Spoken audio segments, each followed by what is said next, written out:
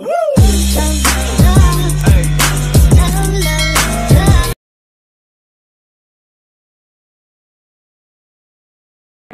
saya Faridatul Jana dengan NIM 1903211000029. Saya Ranis Wayuni dengan NIM 32. Perkenalkan, saya Weni Eka Wahyu Maulidia, NIM 19 0321100065. Perkenalkan, saya Riana, NIM 1903211000071. Saya Fema Almeda Rizky dengan NIM 19 032111000079.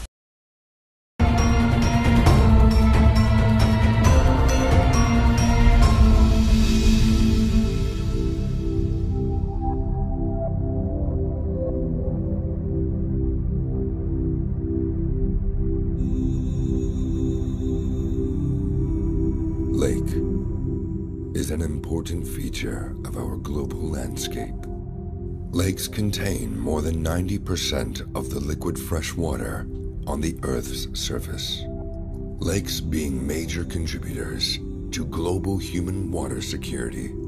Lakes provide a wide range of provisioning services for human livelihoods, including water for drinking, agriculture, fishery, industry, transportation, and energy.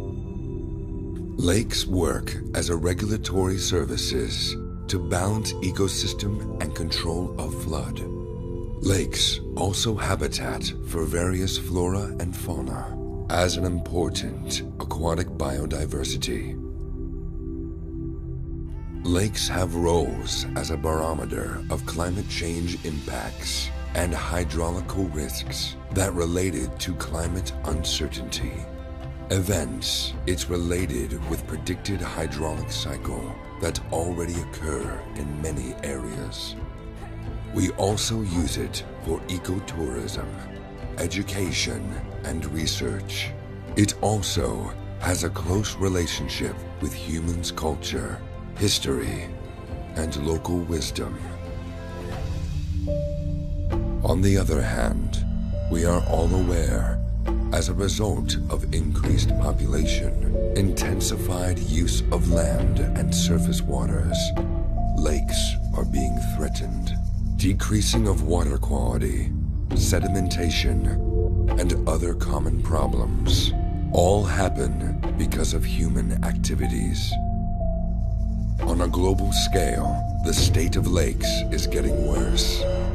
This will increase water scarcity, loss of biodiversity, and the frequency of floods and droughts. In the end, it may influence socio-economic condition of the country. Jadi di sini untuk identifikasi masalah yang pertama itu penurunan kualitas air danau, di mana tingkat pencemaran perairan akan didasarkan pada banyaknya unsur polutan yang terkandung dalam danau tersebut. Ketika jumlah polutan telah melebihi baku mutu yang telah ditetapkan oleh BMA, maka keberadaannya tersebut akan menyebabkan kerugian terhadap makhluk hidup. Nah, untuk yang kedua di sini ada sedimentasi. Sedimentasi itu bisa kita artikan sebagai bentuk pendangkalan danau sehingga tidak bisa dimanfaatkan lagi oleh makhluk hidup atau manusia. Dan untuk yang ketiga di sini ada kelangkaan air. Kelangkaan air itu bisa kita artikan sebagai minimnya jumlah air yang tersedia untuk memenuhi kebutuhan di suatu wilayah. Salah satu penyebabnya itu bisa karena pengambilan air tanah secara berlebihan, tingginya tingkat pencemaran, adanya konflik kepentingan ekonomi yang didukung oleh kebijakan yang kurang tepat, dan perusakan lingkungan serta sumber-sumber mata air lainnya. Terima kasih. Masalah danau yang dapat kita jumpai selanjutnya yaitu hilangnya keanekaragaman hayati. Dalam hal ini, dengan tercemarnya danau atau adanya kerusakan danau dapat mengancam ekosistem yang ada di dalamnya. Sehingga danau yang tidak dikelola dengan baik ataupun danau yang dieksploitasi akan mengakibatkan hilangnya keanekaragaman hayati atau rusaknya ekosistem di dalamnya. Selanjutnya yaitu berdampak pada frekuensi banjir dan kekeringan. Dalam hal ini, contohnya saat musim hujan dengan intensitas tinggi, air danau dapat meluap dan membanjiri rumah warga sekitar sehingga menyebabkan bencana dan kerugiannya besar. Tidak hanya itu, danau juga dapat menjadi kekeringan saat kemarau panjang sehingga berdampak pada sulitnya mendapatkan air. Dan dampak yang terakhir yaitu pencemaran air oleh sampah. Kurangnya kesadaran masyarakat terkait dampak dari sampah plastik yang dihasilkan menjadikan lingkungannya semakin kotor. Masyarakat kurang peduli terhadap sampah yang mereka hasilkan dan tidak jarang masyarakat membuang sampahnya di sembarang tempat. Salah satunya di danau. Danau yang tercemar dapat membawa dampak yang sangat buruk, mulai dari penurunan kualitas air, rusaknya ekosistem di sekitar, dan menurunkan keindahan danau tersebut, sehingga dapat dikatakan bahwasanya pencemaran danau oleh sampah plastik merupakan permasalahan yang paling besar. Selanjutnya, solusi permasalahan. Yang pertama, perencanaan pengelolaan danau terpadu dengan cara konservasi dan rehabilitasi danau.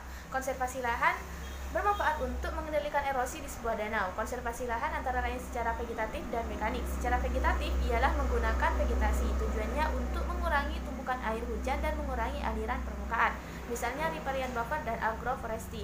Secara mekanik ialah setiap pemberlakuan fisik terhadap tanah untuk mengurangi aliran permukaan dan erosi. Contohnya seperti teras dan pembuatan dam. Yang kedua, pengolahan lingkungan perairan di inside danau dilakukan dengan mengendalikan pertumbuhan eceng gondok. Pengendalian dilakukan melalui 3 hal. Yang pertama, mengurangi laju masukan unsur hara fosfat dan nitrogen sebagai makronutrien terhadap terjadinya eutrofikasi dengan cara penggunaan pupuk pertanian yang ramah lingkungan, pembuatan kolam, kontrol terhadap pemberian pakan perizinan budidaya. Dan yang kedua, pemanfaatan eceng gondok sebagai komoditi ekonomi kreatif skala rumah tangga. Dan yang ketiga, pemanfaatan ikan sebagai bioremediasi untuk mengendalikan pertumbuhan eceng gondok. Solusi permasalahan yang ketiga yaitu pengelolaan limbah untuk menjaga kualitas air danau. Pengelolaan limbah tersebut seperti dengan cara membuat septic tank, sistem riol, dan lain-lain. Tetap menjaga kebersihan air danau pada saat memberikan pakan ikan yang menggunakan kerambat jaring apung harus sesuai dengan kebutuhan agar tidak bersisa dan menjadi sumber pencemar. Meningkatkan penyuluhan kepada masyarakat tentang penggunaan air danau sebagai sumber air minum dan air bersih, serta lebih mengawasi masyarakat agar tidak membuang sampah atau limbah ke danau.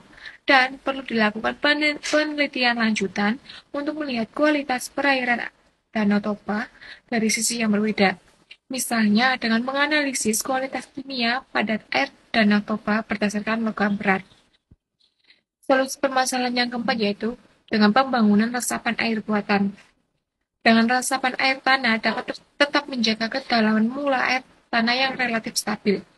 Paling tidak dapat mengurangi tingkat kekritisan cadangan air tanah sekaligus mengurangi resiko banjir. Pentingnya pembangunan resapan air buatan, baik pun berupa sumber resapan, pengenangan wilayah ledok, pembuatan waduk, bahkan penyuntikan air ke dalam aquifer tertekan atau air tanah dalam. Di sini saya akan menjelaskan terkait peran-peran stakeholder dalam melakukan pengelolaan dan pelestarian sumber daya danau. Terdapat beberapa stakeholder yang dapat berpartisipasi, yaitu pemerintah, pihak swasta, perguruan tinggi, bahkan masyarakat. Nah, di sini terdapat beberapa pendekatan yang dapat dilakukan oleh stakeholder tersebut, yaitu pendekatan top-down, pendekatan negosiasi, pendekatan adaptif kolaboratif, dan pendekatan interest. Pendekatan top-down merupakan suatu pendekatan yang dibuat oleh pemerintah yang dikhususkan langsung kepada masyarakat, seperti kebijakan-kebijakan terkait undang-undang pelestarian sumber daya air. Dan yang kedua adalah pendekatan negosiasi. Pendekatan ini merupakan pendekatan dengan desain program aksi baru untuk membentuk suatu kebijakan dengan melibatkan masyarakat pemangku adat. Yang ketiga adalah pendekatan interest. Pendekatan di sini dilakukan dengan metode pengelolaan danau dengan cara memperindah ekosistem danau. Yang keempat adalah pendekatan adaptif kolaboratif. Pendekatan ini merupakan pendekatan yang menyesuaikan keputusan secara sistematis dan berkelanjutan dengan kegiatan pelestarian lingkungan. Nah, pendekatan adaptif kolaboratif ini merupakan pendekatan yang melakukan pelestarian dan pengelolaan sumber daya danau dengan berkelanjutan. Seperti itu.